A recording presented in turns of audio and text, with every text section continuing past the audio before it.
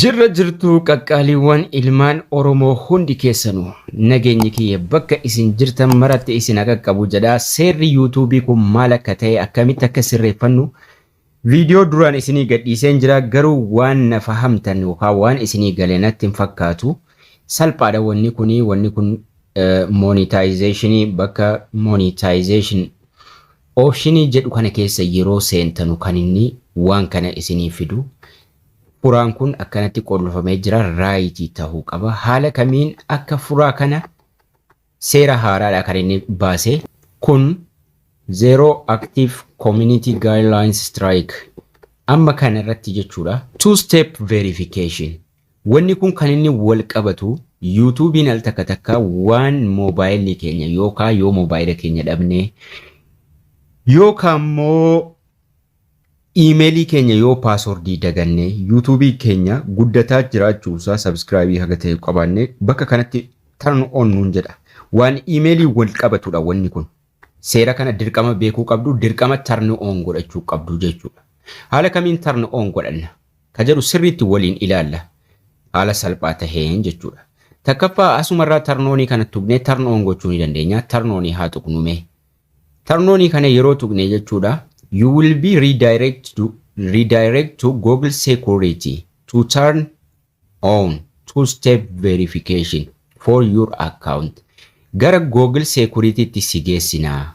Google Security irra deemnee jechuudha achirraa akkati sirreeffattu sigoona. This will help protect your account from being hacked or compromised. Channelin kee akkani si jalaa hacked hin godhamne yookaan si jalaa hin hatamneef si gargaara. Once you have completed this process, you will be direct back to YouTube. Yeroo kana fitte, kana sirreessitee fitte gara YouTube'itti si deebifna siin jedha. Kanaafuu maal goona? Continue kana tuqnee gara kam nu geessa? Gara Google Security nu geessa jechuudha. Continue kana tuqnee gara Google Security deemna jechuudha.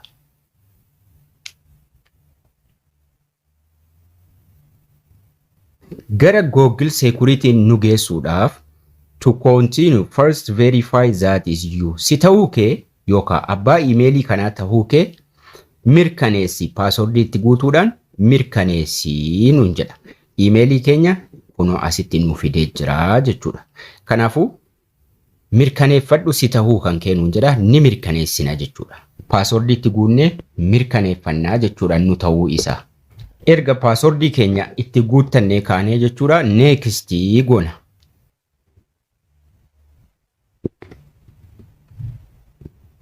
Two step verification kanarra yeroo seenne jechuudha amma passwordii keenya itti galfannee dhufnee jirra.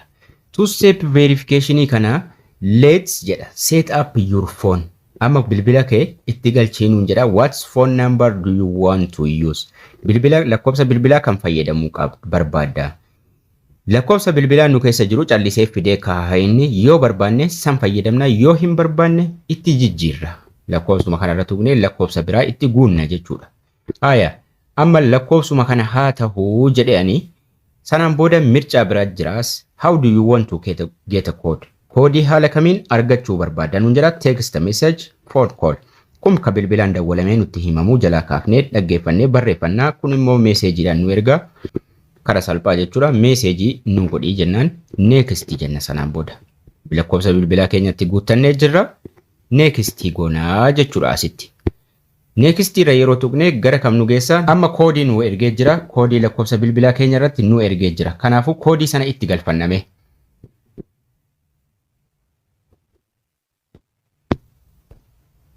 Koodii itti guute amma. Koodii bilbila keenya irratti nu ergee itti guute. Yoo koodiin isinii dhufuu dide resend jennaan yookaan back jennee lakkoofsa bilbilaa sirreessina jechuudha. Kanaafuu amma erga koodii itti guuttannee kaanee maal goona? Amma steepii 3 qaba wannichi xumuruudha. Steepii 2 finnee sadaffaan nu hafa. Gara sadaffaatti next goona. Amma bilbilli sila daalachaa'ee ta'aa jiru raayitii nu godhe kunoo asitti. It worked. Turn on two-step verification. Now that you have seen how it works, do you want to turn on two-step verification for your Google account? Nuun jedhee nu gaafata. oonii godhii bilbila kee kanaan fayyadamuudhaaf yoo iimeeliin kee bade waan adda addaatii fayyadamuudhaaf on godhii nuun jedha. Kanaafuu maal goona turn on goona jechuudha asii. Xumurree jirra steepii 3 of 3 sadiif sadii steepii tokkoffaa lammaffaa sadaffaa dabarfannee as geenye jirra. Tokkoffaan bilbila itti galchuu, lammaffaan koodii, sadaffaan immoo oonii gochuu jechuudha. Sanaan booda asitti turn on ka jiru kana tuqne turn on goona jechuudha.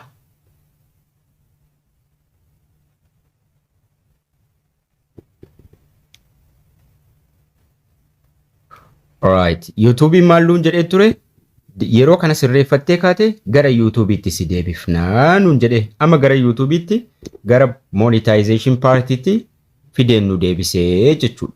Qulfiin sila as bakka kana ture amma qulfiin sun bade raayitii nu godhe chaanaliin keenya sirraahee jechuudha haala salphaa ta'e. Kanaafuu haala kanaan haala salphaatti haala easy ta'een deemnee sirreeffannee qajeelfannee jirra jechuudha. Haala kanaan hundi keessanuu raayitii kana godhachuu qabdu bilbila itti galfachuu qabdu.